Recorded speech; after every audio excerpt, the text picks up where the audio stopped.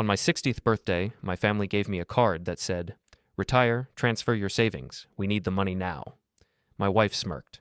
My son said, "Don't argue." My daughter added, "Be useful for once." I smiled, pulled out a letter from my lawyer, and placed it on the table. "You are all removed from my will." They went silent. Then I said, "The new heir is on the way." When the doorbell rang, their faces collapsed. On the evening of my 60th birthday, my family handed me a greeting card that would end our relationship forever. We were sitting around the dining room table, the same table where we'd celebrated 3 decades of birthdays, graduations, holidays, the same table where I'd helped my kids with homework, where my wife and I had planned our future, where we'd laughed and argued and lived our lives together. There was a cake, 60 candles, because my daughter insisted on being literal, presents wrapped in expensive paper, champagne and crystal glasses I'd bought for our 20th anniversary. Everything looked perfect. Everything was a lie. My wife, Margaret, handed me the card first. She was smiling that particular smile I'd learned to recognize over 37 years of marriage, the one that didn't quite reach her eyes, the one that meant she wanted something. "Open it, honey," she said. My son, Derek, 34 years old and sitting in the chair I'd bought him for his first apartment, leaned forward with anticipation. My daughter, Melissa, 31, recently divorced and living in the condo I'd helped her purchase, had her phone out, recording the moment. I should have known something was wrong then. I opened the card. On the front was a generic birthday message. "Happy 60th. The best years are ahead." Inside, below the printed greeting, someone had written in careful block letters, "Retire. Transfer your savings. We need the money now." I stared at those words for a long time, trying to make sense of them, trying to believe I'd misread them, trying to convince myself this was some kind of elaborate joke. Then I looked up at my family. They weren't laughing. Before we get into it, don't forget to like and subscribe. And hit hype to boost this episode. Drop a comment below with your city or country. I'm always curious where viewers are joining from. Margaret's smile had widened, but there was steel behind it. Derek was nodding, like I'd just read something completely reasonable. Melissa had stopped recording and was watching me with the calculating expression she used when negotiating contracts at her law firm. "Well," Margaret said, "what do you think?" I thought I was having a nightmare. I thought I'd wake up any second. I didn't wake up. "Is this a joke?" I asked quietly.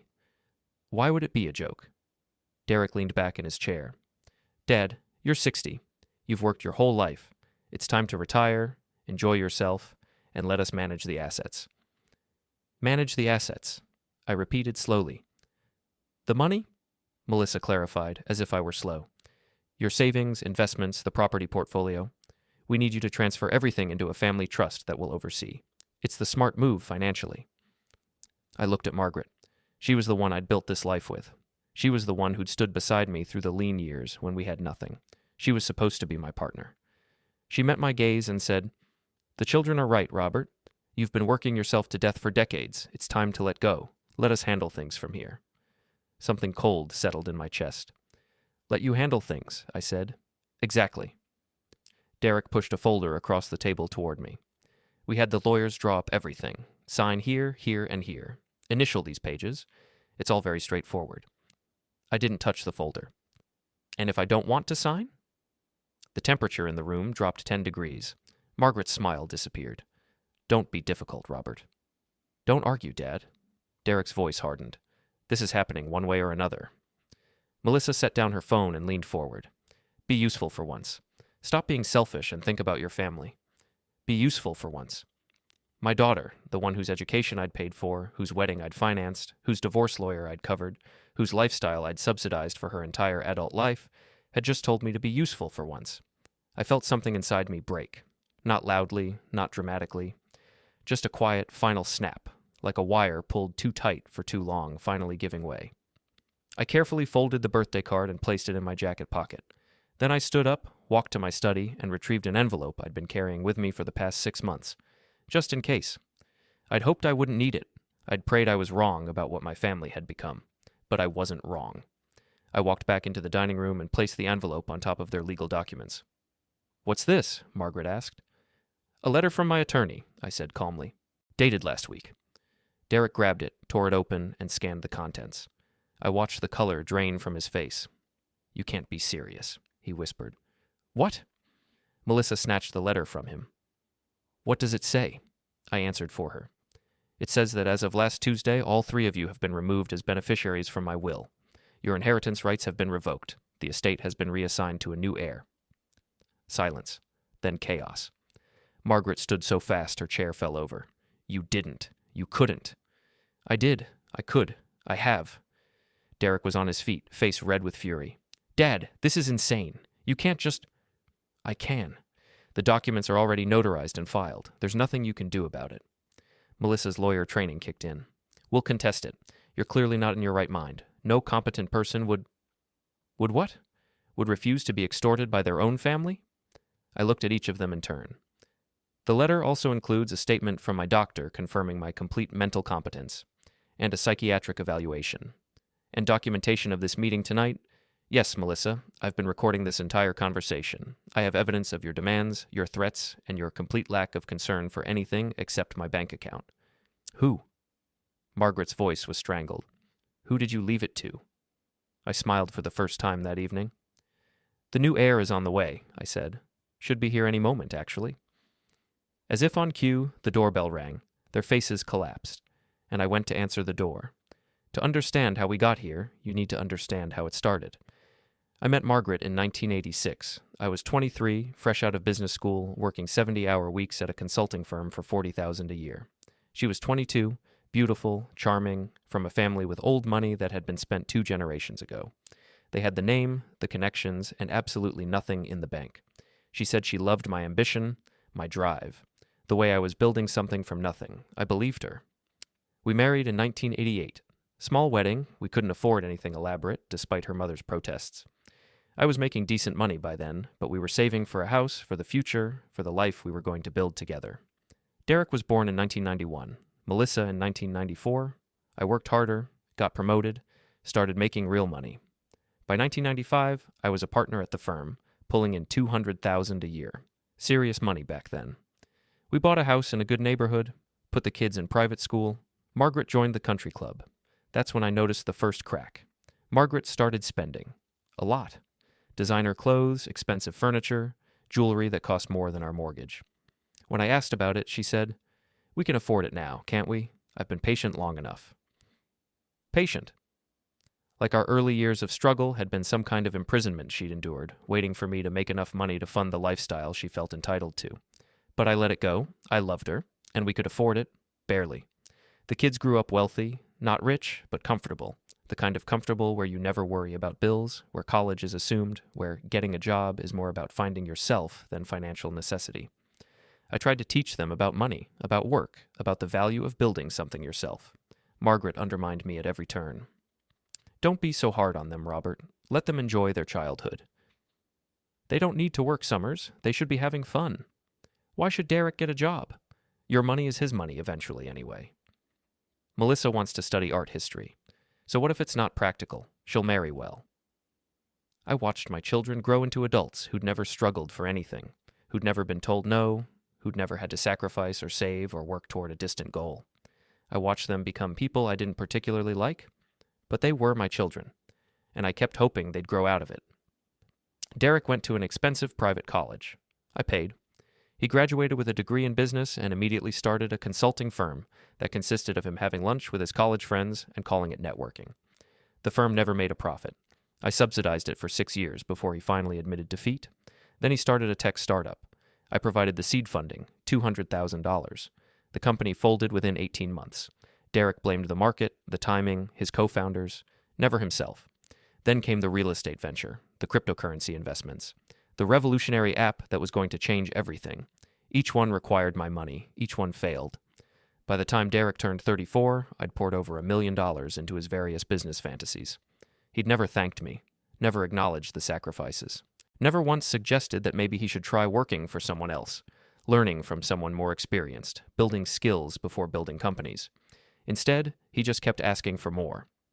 Melissa was different, but not better. She actually had a career, graduated from law school, joined a firm, made decent money. But she spent like she made 3 times what she did. Designer everything, expensive apartment, luxury vacations she couldn't afford. When she got into debt, I paid it off. $20,000 in credit cards. When she wanted to buy a condo, I provided the down payment. $150,000. When she got married at 28, I paid for a wedding that cost more than my first house, $80,000 for one day. When she got divorced 3 years later, I paid for her attorney, another $30,000. Add it all up, and I'd given my daughter somewhere north of $400,000 over the course of her adult life. She'd never paid back a cent, and now she was telling me to be useful for once. Margaret was the worst of all three, because she was the architect.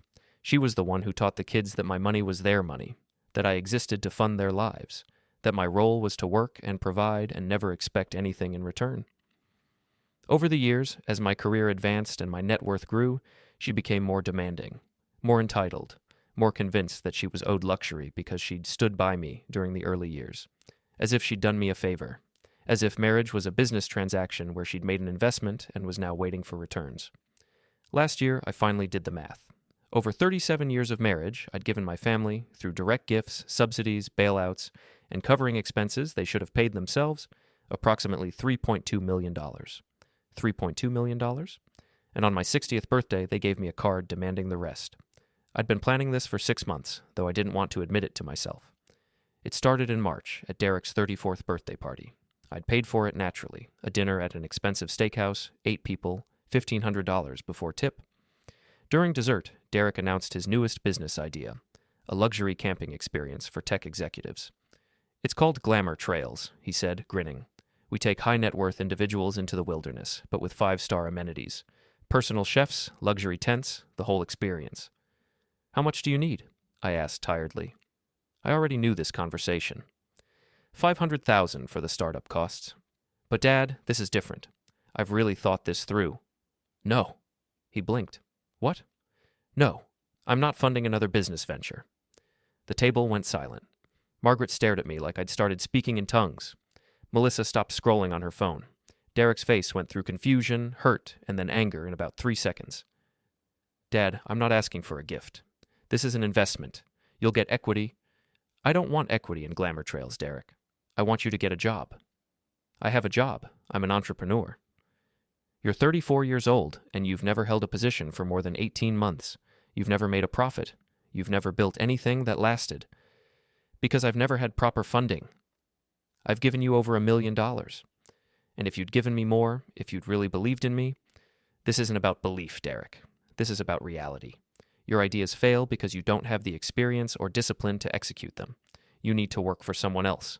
Learn how businesses actually operate. Build skills. He stood up so fast his chair tipped over. I don't need this from you. Then I guess you don't need my money either. He stormed out. Margaret followed, throwing me a look of pure venom. Melissa gathered her things and left without a word. I sat alone at the table with the bill and 8 plates of half-eaten dessert. That's when I knew. That night, I called my attorney, James Harrison. We'd worked together for 20 years. He knew my family situation. He'd been gently suggesting I protect my assets for the better part of a decade.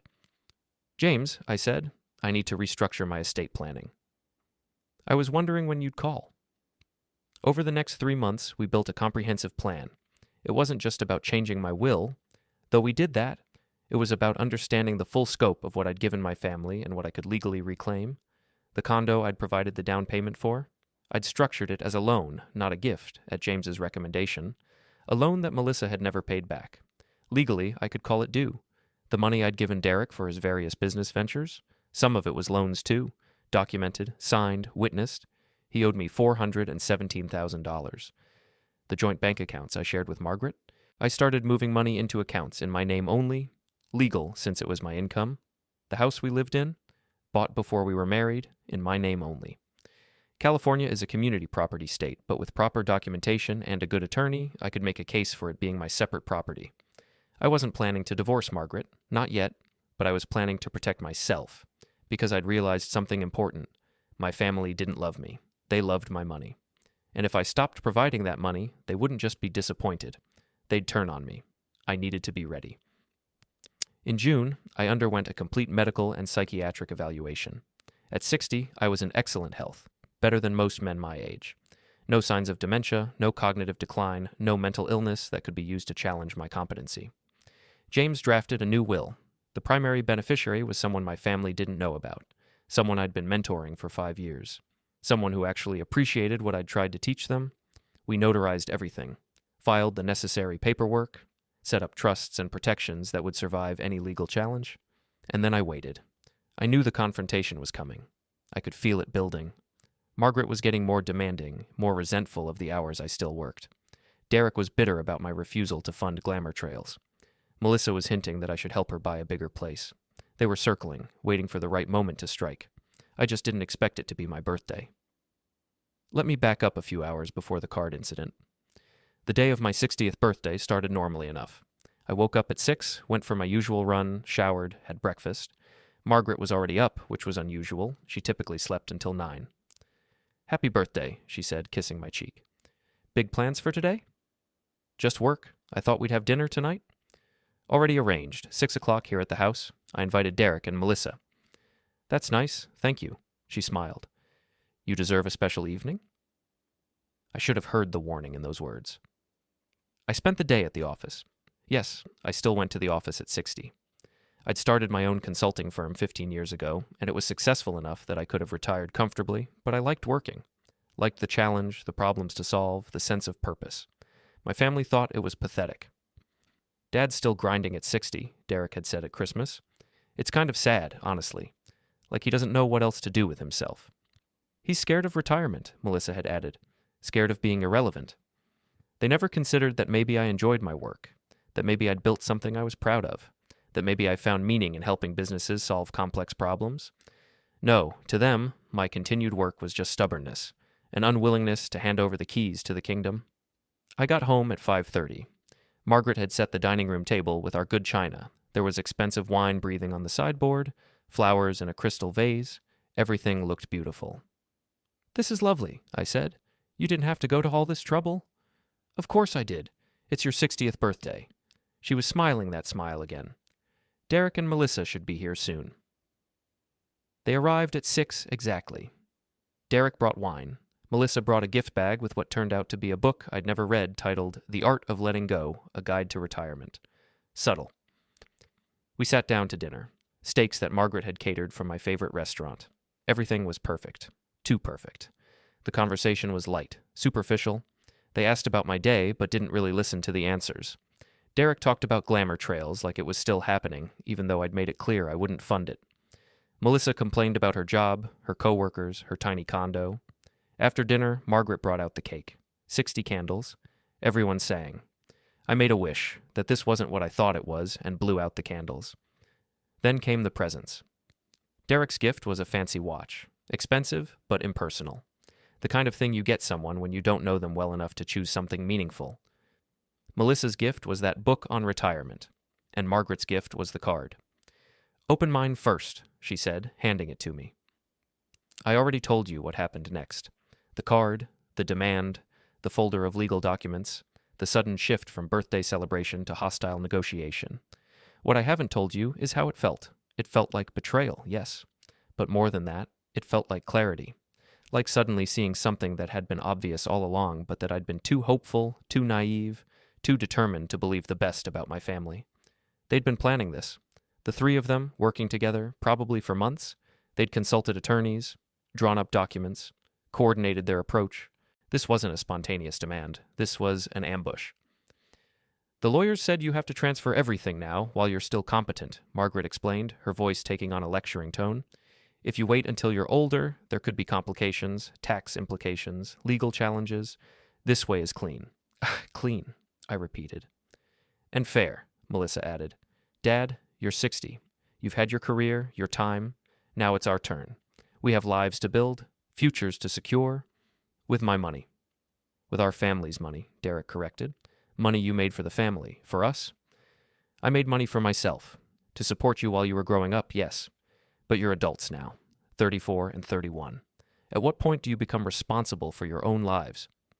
"That's not how family works," Margaret said sharply. "Family takes care of each other. Or is that only supposed to flow one direction? You've provided for 30 years. Great. Now it's time to let us take over." "Take over what exactly?" "Managing the assets. Making investment decisions. You're getting old, Robert. Your judgment isn't what it used to be. We need to protect the family's financial security." There it was. The real argument. Not that I deserved rest or retirement or to enjoy my later years, but that I was becoming incompetent and they needed to seize control before I made mistakes. except I'd made exactly 0 financial mistakes in 40 years of managing money. My portfolio was diverse, well-balanced, and had outperformed the market for the past decade. I'd built a net worth of approximately $8 million through careful planning and smart decisions. But sure, I was the one who couldn't be trusted with money. Not Derek, who'd burned through $1 million on failed businesses. Not Melissa, who'd accumulated $20,000 in credit card debt buying designer clothes. Not Margaret, who spent $5,000 a month on personal expenses without a second thought. Me, I was the problem. That's when I went to get the letter. When the doorbell rang at 6:47 p.m., I savored the moment of silence before answering. Margaret had gone pale. Derek looked like he might be sick. Melissa's lawyer instincts were firing. She was probably already calculating how to challenge whatever was about to happen. I opened the door. Standing on my porch was a young woman in her late 20s, holding a briefcase and looking calm despite the obvious tension radiating from the house. "Mr. Caldwell," she said, "I got your message. Is everything all right?" "Everything's perfect, Sarah. Come in." I turned to my family, who were now standing in the dining room doorway, staring. "Everyone, this is Sarah Martinez. Sarah, this is my family." Sarah stepped inside, and I watched recognition slowly dawn on Margaret's face. "The accountant," she said. "You left everything to your accountant?" "Sarah's not my accountant. She's a CPA who works for my firm, and she's been my mentee for the past 5 years." "Your mentee?" Derek repeated, his voice strangled. "That's right. Sarah came to work for us right out of college. She was bright, hungry to learn, willing to work hard, so I took her under my wing, taught her everything I know about business, finance, investment strategy. She reminds me of myself at that age, driven, disciplined, and most importantly, she understands that success is built, not inherited." Sarah looked uncomfortable. Mr. Caldwell, maybe I should—" "Stay," I said firmly. "They should meet the person who's going to inherit their birthright." "You can't be serious." Margaret's voice hit a pitch I'd rarely heard. "Some random employee over your own children?" "Sarah's not random. She's been like a daughter to me, the daughter I wish I'd raised. She asks questions, takes responsibility, learns from mistakes.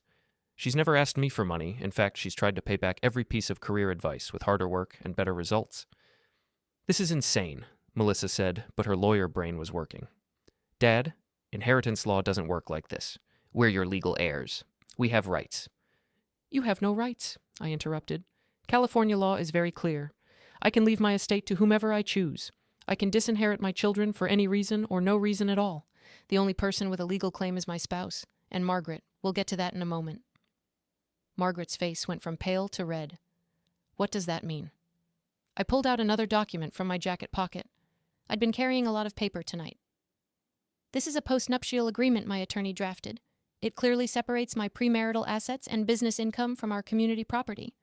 You're entitled to exactly half of what we've accumulated during our marriage, which amounts to the house and about $400,000 in joint accounts." "$400,000? That's it?" Her voice was shaking. "Robert, we're worth $8 million. "I'm worth $8 million. "You're entitled to half of our joint assets. The rest was earned through my business, which I owned before we married, and which has been carefully structured to remain my separate property." "You can't do this." "I can. I have. My attorney assures me it will hold up in court, especially given the circumstances of tonight." Derek found his voice. "This is because I asked for business funding? Dad, that's insane." "This is because you demanded that I transfer my entire life savings to you on my 60th birthday. This is because you've never appreciated a single thing I've done for you. This is because you're 34 years old and you've never supported yourself for a single day. That's not fair, isn't it? Tell me, Derek, what would you do if I hadn't funded every failed business venture? If I hadn't paid your rent during the startup phase that lasted 6 years? If you'd actually had to work for someone else, take orders, learn humility? I would have figured it out. Would you? Because from where I'm standing, you've never figured out anything except how to ask me for more money." He lunged toward me. Sarah stepped backward. Margaret grabbed Derek's arm, but whether to restrain him or support him, I couldn't tell. "You're a selfish old man," Derek spat. "We're your family. We're your blood. Then act like it. Show me that you value me for something other than my bank account. Show me that you care whether I'm happy, healthy, fulfilled. Show me one thing in the past decade that suggests you see me as a person rather than an ATM." Silence. I turned to Melissa. "You're the lawyer. You know I'm within my rights, yes?" She looked like she wanted to argue, but her professional training wouldn't let her lie. "Legally, yes, but morally—" "Morally? You want to talk about morality? You told me to be useful for once. After I paid for your education, your wedding, your divorce, your condo down payment, and bailed you out of debt twice. After 31 years of supporting every choice you've made, you looked at me on my birthday and told me to be useful for once. Her face crumpled, but I couldn't tell if it was genuine remorse or just anger at being caught. I looked at all three of them. Here's what's going to happen. Sarah is now the primary beneficiary of my will. When I die, she gets the business, the investment portfolio, the property holdings, everything except the house and joint accounts, which Margaret is entitled to. You're giving $8 million to a stranger, Margaret whispered. I'm giving $8 million to someone who earned it through loyalty, hard work, and actually giving a damn about me as a human being. Sarah's not a stranger. She's been part of my life for 5 years. She knows me better than any of you do. We're your children, Melissa shouted. Then act like it. The room fell silent again. In that silence, I could hear everything falling apart. 37 years of marriage, 34 and 31 years of parenthood, decades of family dinners and holidays and pretending that we were something we weren't. There's more, I said quietly. Derek, you owe me $417,000 in unpaid loans. Melissa, you owe me $150,000. I'm calling those loans due. You have 90 days to arrange repayment or I'll pursue legal action. You're suing your own children? Margaret's voice was barely audible. I'm collecting on debts that should have been repaid years ago. If they can't pay, we'll arrange payment plans. But I'm done pretending that gifts were gifts when they were documented as loans. Derek was shaking with rage. This is because of glamour trails. Because I dared to have a dream. This is because you've spent 34 years having dreams on my dime and never once thanked me or considered that maybe I had my own dreams that I sacrificed for yours. What dreams? Melissa demanded. You got everything you wanted. Successful career, money, respect. I wanted children who loved me. I wanted a wife who was a partner, not a dependent. I wanted to build something meaningful with my family instead of being treated like a bank that exists only to fund your lifestyles. This is emotional manipulation, Margaret said, trying to regain control of the situation. You're having some kind of crisis. I'm having a moment of clarity. I'm 60 years old, Margaret. If I'm lucky, I have 20 or 30 good years left. I'm not spending them being exploited by people who should love me, but clearly don't. Sarah spoke up quietly. Mr. Caldwell, maybe I should leave? This is family business. You're family now, Sarah. More than they are. I turned back to Margaret, Derek, and Melissa. I want you all to leave. This is my house. It was mine before I married Margaret, and it remains mine. You're no longer welcome here. Robert, please. Margaret's voice broke. We can talk about this. We made a mistake. We can fix this. Can you? Can you honestly tell me that if I hadn't pulled out that letter, if I'd signed your documents, that you would have treated me any differently? That you would have suddenly started valuing me for something other than money? She opened her mouth, closed it. No words came out. Because we both knew the answer. I'll have your things packed and sent to you, I said to Margaret. You can stay at Derek's or Melissa's while you look for an apartment. I'll honor the postnuptial agreement. You'll get your fair share. But this marriage is over. You're divorcing me after 37 years. You divorced me the moment you handed me that card. You just didn't bother to file the paperwork. She started crying. Real tears? Or strategic tears? I couldn't tell anymore. I couldn't trust anything about her anymore. Derek and Melissa were frozen, probably still processing that they just lost an $8 million inheritance and gained hundreds of thousands of dollars in debt. Leave, I said again. All of you. Now.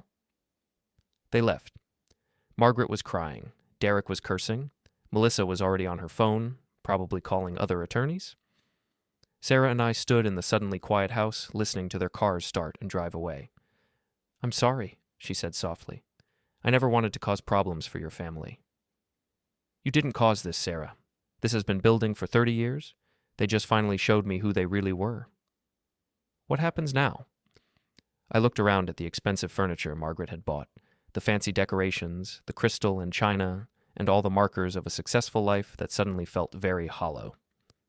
Now, I said, I figure out what I actually want for the rest of my life, without people who only want me for my money. That sounds lonely. Maybe, but it's honest, and I'll take honest loneliness over dishonest family any day. The next morning, my phone started ringing at 6 a.m. Margaret. Robert, we need to talk. Derek. Dad, I said some things I didn't mean. Melissa. We should discuss this rationally. I didn't answer any of them. Instead, I called James Harrison. The confrontation happened. They took it exactly as badly as we predicted. How are you holding up? Surprisingly well. I feel lighter. That's common. You've been carrying them for decades. Now you're not. He paused. I need to prepare you for what's coming. They will fight this. Melissa especially. She has legal training. Let them fight. They'll argue undue influence. They'll say Sarah manipulated you. Sarah didn't even know about the will until last night. Doesn't matter. They'll argue it anyway. Be prepared for this to get ugly. He wasn't wrong. By day 3, Melissa had hired a litigation attorney. I received a formal letter indicating their intent to challenge the will on grounds of mental incompetency, undue influence, and failure to provide for legal heirs. James sent back my medical evaluations, psychiatric assessment, and the recording from my birthday dinner. That quieted them down for about 48 hours. Then Margaret tried a different approach. She showed up at my office, dressed in the outfit she knew I liked, makeup perfect, playing the role of wounded but hopeful wife.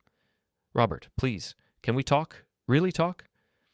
Against my better judgment, I let her into my office. She sat across from my desk and launched into what I recognized as a prepared speech. I've been doing a lot of thinking. You're right. We've taken you for granted. I've taken you for granted. But 37 years of marriage? Doesn't that count for something? It counted for something, past tense. It can count for something again. We can fix this. Go to counseling, work on our issues. Margaret, you handed me a card on my birthday demanding I transfer my savings. You weren't asking for counseling then. I made a mistake. People make mistakes. This wasn't a mistake. This was calculated. You, Derek, and Melissa planned this together. You had lawyers draw up documents.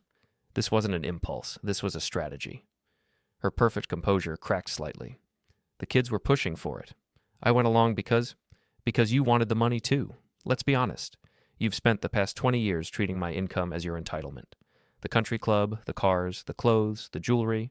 You've been living like you were the one who earned that money. I supported your career. I raised our children. You outsourced raising our children to nannies and private schools while you had lunch with your friends and spent my money. That's not support, Margaret. That's being a dependent.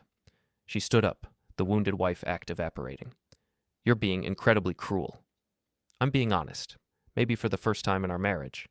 Fine. If you want honesty, here it is. You're a workaholic who was never home. You prioritized your career over your family. You were always too busy, always traveling, always at the office. We were alone. I was building a life for us. I was providing. You were hiding behind work so you didn't have to deal with the messy reality of having a family. And you were spending the money I earned while complaining that I was earning it. We stared at each other across my desk, and I saw clearly what our marriage had become. A transaction. A business arrangement where I provided money and she provided... What? The appearance of a successful family, access to social circles, a wife to show off at company functions. When had we stopped being partners and become adversaries? I want a divorce, I said quietly. Don't do this. It's already done, Margaret. The moment you demanded my money, our marriage ended. We're just making it official now. You'll regret this. When you're old and alone, I'd rather be alone than with someone who only values my bank account. She left without another word. Derek tried next. He showed up at my house, which he had a key to for emergencies. I changed the locks. He called instead. Dad, I'm sorry, I really am. Glamour Trails was a stupid idea. You were right. Can we start over? Start over how? I'll get a job, a real job. Prove to you that I can be responsible. That would be great, Derek. I hope you do that. So you'll reconsider the will? And there it was, the real motivation. Not genuine remorse or desire to rebuild our relationship, just another angle to get access to the money. No, I said. The will stands. Then what's the point of me getting a job? If you're not going to? The point is that you're 34 years old and you should be able to support yourself regardless of whether you inherit money someday. The point is that being a functioning adult shouldn't be contingent on a financial reward. That's easy for you to say. You had money, you had opportunities. I had student loans and a willingness to work 80-hour weeks. You've had every advantage I never did, and you've squandered all of them. He hung up on me. Melissa was the most strategic. She sent an email. Dad, I've been reflecting on my behavior, and I'm deeply ashamed. You're right that I've been entitled and ungrateful. I'd like to make amends, not for the will, not for money, but because you're my father and I love you. Can we have coffee? No agenda, just conversation. I almost believed her. Then James forwarded me a document. Melissa had filed a petition with the court to have my mental competency evaluated, citing erratic behavior, including sudden estrangement from family, questionable financial decisions, and potential elder abuse by an employee. So much for no agenda. I sent back a one-word reply: no. By the end of week 1, I had changed all my locks, blocked their numbers, and instructed my assistant that my family was not to be given access to my office under any circumstances. I also filed for divorce and sent formal demands for repayment of the loans, and I started to breathe easier than I had in years. 2 weeks after my birthday, I got a call from an unexpected source, Melissa's ex-husband, Tom. "Mr. Caldwell, it's Tom Brennan. I hope it's okay that I'm calling." "Tom, this is a surprise. I saw the news about the will change and everything." He paused. "I wanted to thank you." "Thank me?" "For paying for Melissa's divorce attorney. You didn't have to do that. I know she asked, and I know you could have said no. It meant I didn't have to deal with her playing victim about legal costs." "You're welcome, though I'm not sure why you're calling to tell me this now." "Because Melissa called me yesterday. She wanted to know if I'd testify on her behalf in the competency hearing. Said you were being manipulated by an employee and that family needed to stick together." "What did you tell her?" "I told her no. And then I told her that you were the sanest person in her life. And if she lost you, it was because she deserved to." He laughed bitterly. "She hung up on me. But Mr. Caldwell, I wanted you to know. You did the right thing. She's not a bad person, exactly. But she's been enabled her whole life. She's never had to face consequences for anything. Maybe this will wake her up." "Maybe. Can I ask you something?" "Sure." "Why did you pay for her divorce? You didn't have to. You could have let her figure it out herself." "I thought about that." "Because she's my daughter. And at the time, I still believed that if I helped her enough, she'd eventually learn to stand on her own. I was wrong, but that was my thinking." "You're a better man than I am. I would have cut her off years ago." After we hung up, I thought about Tom's words. He was right. I'd been enabling them. Helping had become enabling, and love had become codependency. I'd spent decades trying to buy their affection, respect, and appreciation with money. It hadn't worked. It was never going to work. The people who love you don't need to be paid to care. That afternoon, Sarah stopped by my office. "Mr. Caldwell, I need to talk to you about the will." "Having second thoughts?" "I'm having all the thoughts. Your family is threatening to sue me personally for undue influence. I've received 3 threatening calls this week, and honestly, I didn't ask for this. I don't want to be the reason your family is destroyed." "You're not the reason. They are. But I'm the catalyst. Maybe you should reconsider." "Sarah, sit down." She sat. "I didn't make you my heir to punish my family. I made you my heir because you embody everything I tried to teach my children but failed to instill. You work hard. You take responsibility. You understand that success is earned, not inherited. You ask questions because you want to learn, not because you want something from me. I still feel like I'm breaking up your family. My family broke themselves up the moment they decided I was only valuable as a source of funding. You just happened to be there when I finally acknowledged it. What if they're right? What if I did influence you without meaning to? Did you ever ask me for money? No. Did you ever suggest I should change my will? Never. Did you even know you were in my will before 2 weeks ago? No. Then you didn't influence anything. I made my choice based on character, competence, and who actually treats me like a human being rather than an ATM. That's not undue influence. That's sound judgment. She was quiet for a long moment. What you're doing is really brave. Or really stupid. Maybe both. But I admire it.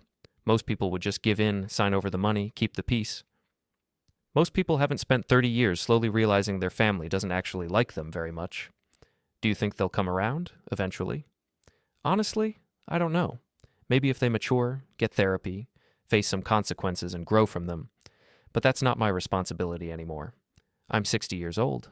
I'm done trying to fix people who don't want to be fixed. What will you do now? I haven't figured that out yet, but for the first time in decades, I get to make choices based on what I want, not what my family demands. That feels good. Terrifying, but good. Sarah smiled. For what it's worth, I'm honored that you trust me with your legacy. I promise I'll use it wisely. I know you will. That's why I chose you. 3 months after my birthday, the competency hearing took place. Melissa's attorney had argued that I was suffering from either early-stage dementia or had been manipulated by Sarah into making irrational decisions. They wanted a court-ordered psychological evaluation and a review of my estate planning. James assured me we'd win. You have documentation of perfect mental health. You have recordings proving they extorted you. You have a clear, rational reason for your decisions. This is going to be fine. He was right, but that didn't make sitting in a courtroom across from my family any easier. Margaret wore black, like she was in mourning. Derek had cleaned up, gotten a haircut, wore a suit, probably on his mother's advice. Melissa sat with her attorney, looking every inch the professional lawyer, her expression carefully neutral. They didn't look at me. The hearing was relatively brief. Their attorney presented their case. Sudden, dramatic change in estate planning, estrangement from family, questionable relationship with younger employee. James presented our counter. Comprehensive medical evaluations showing perfect mental health, recordings and documentation of their demand for money, evidence of 30 years of financial support without appreciation, proof that Sarah had no knowledge of her status as heir. The judge reviewed everything, asked me a few questions to assess my mental state, and then made his ruling. Mr. Caldwell is clearly of sound mind and has the legal right to distribute his estate as he sees fit. The evidence suggests his decision was made rationally in response to what he perceived as financial exploitation by his family members. The petition is denied. Melissa's attorney tried to argue. The judge cut him off. Counsel, your clients demanded money, threatened estrangement if that money wasn't provided, and are now upset that their strategy backfired. This court will not force a man to leave his money to people who only value him for his net worth. We're done here. I watched the color drain from Margaret's face. Derek looked like he might be sick. Melissa was stone-faced, but I could see the rage simmering beneath. As we filed out of the courtroom, Derek caught up with me in the hallway. Dad, please, this isn't over. We can still... It is over, Derek. The judge ruled. The will stands. I'm your son. Then act like it. Get a job. Build something. Take responsibility for your life. But stop expecting me to fund your existence. I can't believe you're doing this to us. I'm not doing anything to you. I'm simply declining to give you money you didn't earn. That's not punishment, Derek. That's reality. He opened his mouth to argue, then seemed to realize there was nothing left to say. He walked away. Margaret approached next. I hope you're happy. You've destroyed this family. I gave this family 30 years of support. You destroyed it in one evening with a birthday card? We'll appeal. Appeal all you want. You'll lose. Even if we do, you've lost too, Robert. You're alone. You have no one. I have myself. I have my work. I have people who appreciate me for who I am, not what I can give them. That's more than I had when I was with you. She walked away without another word. Melissa was the last. She stood a few feet away, arms crossed, studying me with an expression I couldn't quite read. You really meant it, she said finally. All of it. Yes. I thought you were bluffing, trying to scare us into apologizing. I wasn't. What happens to us now? Whatever you make happen. You're 31 years old, Melissa. You have a law degree and a career. You'll be fine. Will we ever speak again? I considered that question honestly. I don't know. If you can figure out how to have a relationship with me that isn't transactional, maybe, but right now I don't think you know how to do that. That's not fair. It's completely fair. When was the last time you called me just to talk? Not to ask for something, not because it was a holiday, just because you wanted to hear my voice? She opened her mouth, closed it, couldn't answer. That's what I thought, I said. When you figure out how to be a daughter instead of a dependent, call me. Until then, I think we both need space. I walked away, leaving all three of them standing in the courthouse hallway. James walked beside me. How do you feel? Empty, relieved, sad. All of it at once. That's normal. Is it normal to feel like you've just divorced your entire family? When that family was toxic? Yes, absolutely. We walked to his car in silence. Before getting in, I looked back at the courthouse. Margaret, Derek, and Melissa were huddled together, probably planning their next move, probably trying to figure out how to spin this, how to make me the villain. Let them. I was done caring what they thought. 6 months after my birthday, I received 3 letters. The first was from Derek. Dad, I got a job. Real job. Working for someone else, like you said. It's entry level. The pay isn't great, but I'm learning. I'm also in therapy. Turns out I have some issues around entitlement and fear of failure that I need to work through. I don't know if we'll ever be okay again, but I wanted you to know I'm trying. I heard what you said. I'm trying to be better. Derek. The second was from Melissa. I paid back the loan, all $150,000. Took out a mortgage on the condo to do it, but I paid it back. You were right. It was always a loan, not a gift, and I should have treated it that way. I'm also sorry. For the card, for the hearing, for treating you like an ATM instead of a father. I don't expect forgiveness, but I wanted to apologize anyway. Melissa. The third was from Margaret, delivered via her attorney. Divorce finalized. I've accepted the postnuptial terms. I'm moving to Arizona to be near my sister. I won't contest anything further. I can't say I understand your choices, but I accept them. Margaret. I read all 3 letters twice. Then I called Sarah. Want to get coffee? Always. We met at a cafe near my office. She was doing well. I'd promoted her to senior consultant, and she was thriving, bringing in clients, mentoring younger employees, building exactly the kind of career I'd hoped my own children would build. I got letters from my family, I told her. Good letters or bad letters? Complicated letters. Derek got a job. Melissa paid back the loan. Margaret signed the divorce papers. How do you feel about that? Honestly, relieved, like maybe they're finally starting to understand. Does that change anything? Not the will, if that's what you're asking. You're still my heir. But maybe there's hope for some kind of relationship eventually. Something different than what we had before. Something better? Something honest, at least. We drank our coffee in comfortable silence. After a while, Sarah said, "Can I ask you something?" "Of course." "Do you regret it? The confrontation, the will change, all of it?" I thought about that. Really thought about it. "No," I said finally. "I regret that it was necessary.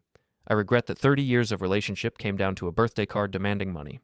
I regret that I didn't set better boundaries earlier, before things got this bad, but the actual decision to stand up for myself, to refuse to be exploited, no, I don't regret that at all, even though it cost you your family. I didn't have a family, Sarah. I had dependents. There's a difference. And now? Now I have the chance to build something real, maybe with them, if they do the work, maybe not. But either way, I'm not living the rest of my life being used," she smiled. "Good. How's the portfolio looking, by the way, since you're going to inherit it eventually? Don't even joke about that. You're 60, you're healthy, you're going to live another 30 years minimum." "Humor me." "Fine, the portfolio's performing well. Up 8% this quarter. The real estate holdings are appreciating nicely. If you died tomorrow, which you won't, I'd be inheriting approximately $9.2 million. See? I made a good choice, or a crazy choice. Those aren't mutually exclusive. On my 61st birthday, I woke up alone in my house, now truly my house, since the divorce was finalized, and felt something I hadn't felt in years. Peace. I went for my run, had breakfast, went to the office. It was a Tuesday, nothing special, just another day. That was fine. Good, even. I didn't need parties and celebrations. I didn't need performances of affection. At lunch, my assistant brought in a delivery. Flowers from Sarah with a card. "Happy birthday to my favorite mentor. Thank you for believing in me. S." At 3, I got a text from Derek. "Happy birthday, Dad. Can't talk long, I'm at work. But wanted to say hi." At 4, an email from Melissa. "Happy birthday. Made my payment on the mortgage this month. Progress. Hope you're well." Nothing from Margaret. That was okay. We'd said everything that needed to be said. At 6, I left the office and drove to a restaurant I'd been wanting to try.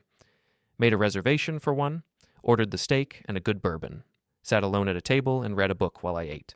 It was quiet. It was simple. It was honest. And for the first time in 37 years, nobody handed me a card demanding money. I'd call that a win. As I paid the check, my phone buzzed. A text from a number I'd deleted but still recognized. Derek. "Dad, I know we're not okay yet, but I'm proud of myself for the first time in years. I have you to thank for that. Even if your method was brutal, you were right. I needed to grow up. I'm getting there. Happy birthday." I read it 3 times, then I typed back, "Proud of you too, son. Keep going." 3 dots appeared, like he was typing, then they disappeared, then appeared again. Finally, "Maybe we could get coffee sometime? No agenda, just talk?" I stared at that message for a long time. Then I wrote, "I'd like that," and I meant it. Because maybe, just maybe, brutal honesty was the foundation for something real. Maybe losing a toxic family was the first step toward finding an honest one. Maybe my 60th birthday hadn't destroyed everything.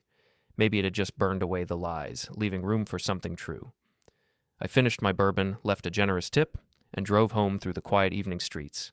61 years old, divorced, estranged from most of my family. $8 million richer and somehow lighter than I'd ever been. Not the life I'd planned. but maybe, finally, a life that was actually mine.